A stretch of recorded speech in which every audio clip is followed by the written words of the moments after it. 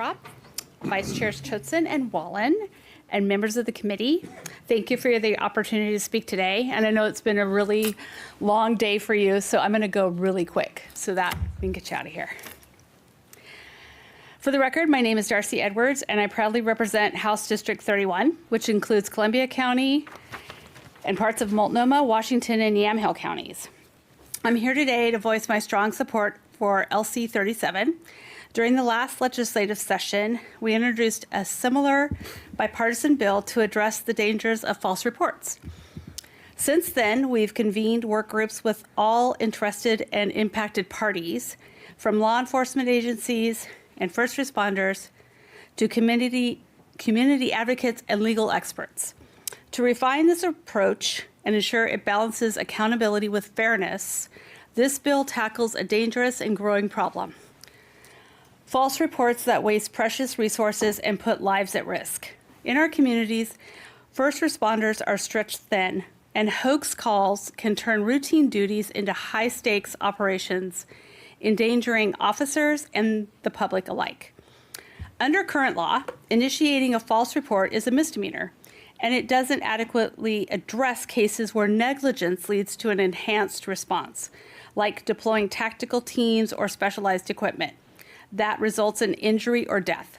LC 37 fixes that by elevating the crime to a Class C felony in those severe instances, ensuring accountability while requiring repayment of response costs.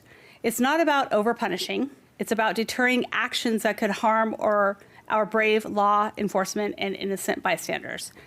This legislation is crucial for preventing political violence, where swatting tactics are increasingly used to harass public officials and disrupt civic processes. It also plays a vital role in keeping our kids safe in school by discouraging false threats that trigger lockdowns, evacuations, and trauma for the students, teachers, and families. This bill is practical, fair, and protective. It maintains the base penalty for lesser offenses, but adds teeth where real danger arises, without creating undue burdens. LC 37 is a step towards safer streets, stronger justice, and protected futures. I urge your support, and thank you for your time.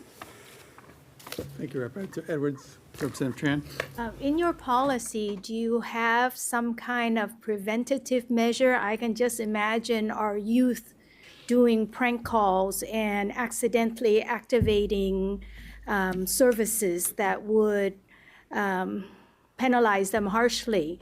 So does it balance? Do you balance the increase in penalty with something to educate our kids? Because I can see that happening. Right. And actually, I talked to our 911 operators, and they were like, you understand we can, at this point, we can tell when it's a prank call for the most part. And we can, the ones that are more advanced, computerized and so forth, it's a little bit harder to do that. But they kind of have that technology already in place for those, like what you're talking about, like, oh, I did it online, I made the phone call and hung up. They have a lot of technology already for that. This is more for the adult person who we know this was intended to cause that type of a response. And we already have the juvenile part in place, so if a juvenile goes in, this doesn't attach to them. Rep. Lewis. Thank you, Chair. Representative, I want to thank you for this bill. Most of you may not know, but within the last year, Silverton High School experienced a very serious swatting incident, resulted in a very significant police response, and except for a few things that happened there, it could have turned into a disaster. So I want to thank you for this. Rep. Edwards, thanks for being here. We look forward to hearing about this bill Okay. when we get back in session. All right.